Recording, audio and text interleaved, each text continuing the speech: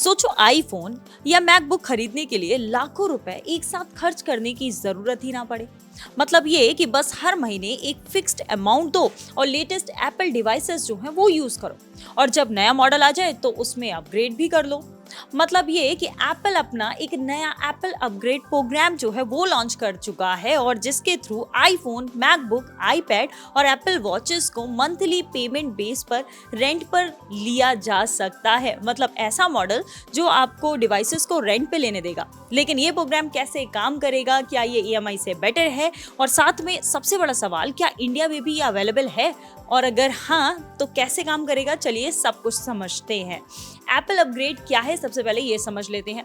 अब तक अगर आप एप्पल डिवाइसेस लेना चाहते थे तो या तो फुल पेमेंट करनी पड़ती थी या फिर ईएमआई का ऑप्शन जो है वो होता था। लेकिन अब एप्पल एक नया मॉडल जो है वो लेकर आया है, जहां पर आप मंथली पेमेंट्स देकर डिवाइस यूज कर सकते हैं। अब ये कुछ हद तक कार लीजिंग जैसी कॉन्सेप्ट जो है वैसा सा ही लगता है, लेकिन प्रोग्राम में चेंज ये है कि आईफोन के साथ में मैकबुक, आईपैड और एप्पल वॉच भी शामिल हैं।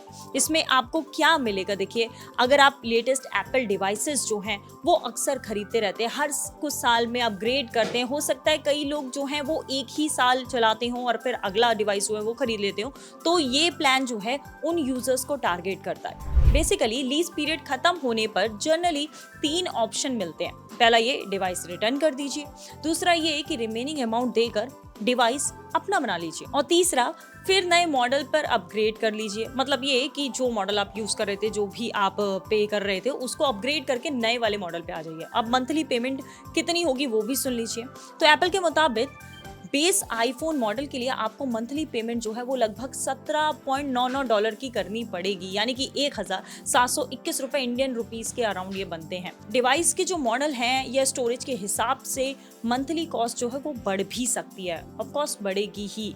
और इंडिया में प्राइसिंग जो है वो बिल्कुल अलग हो सकती है, ये हमने डॉलर्स के हिसाब से बताया। अब ईएमआई पे खरीदना या फिर इस प्लान के थ्रू खरीदना, डिफरेंस क्या है वो भी सुन लीजिए। देखिए, ईएमआई में आप धीरे धीरे डिवाइस के ऑनर बन जाते हैं, लेकिन लीजिंग या फिर रेंटल मॉडल में ऑनरशिप शुरू से ही आपके पास नहीं होती है। आप मंथली पेमेंट देकर डिवाइस यूज करते हैं, टर्म खत्म होने पर डिसाइड करते हैं कि डिवाइस रखना है या फिर रिटर्न कर देना है या अपग्रेड करना है। इस वाले प्रोग्राम के साथ में आपको ये वाला ऑप्शन जरूर मिल जाता है। अब ये ऑप्शन उनके लिए है, उनको ज्यादा अट्रैक्टिव लग सकता है जो हर साल नया आईफोन या फिर मैकबुक जो है वो लॉन्च होते ही अपग्रेड करना पसंद करते हैं।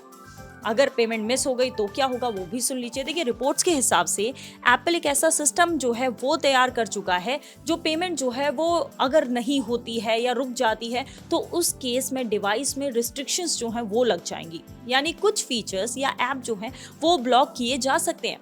अभी तक ये फाइनल नहीं हुआ है, लेकिन ऐसी रिपोर्ट्स जो हैं वो आ रही हैं।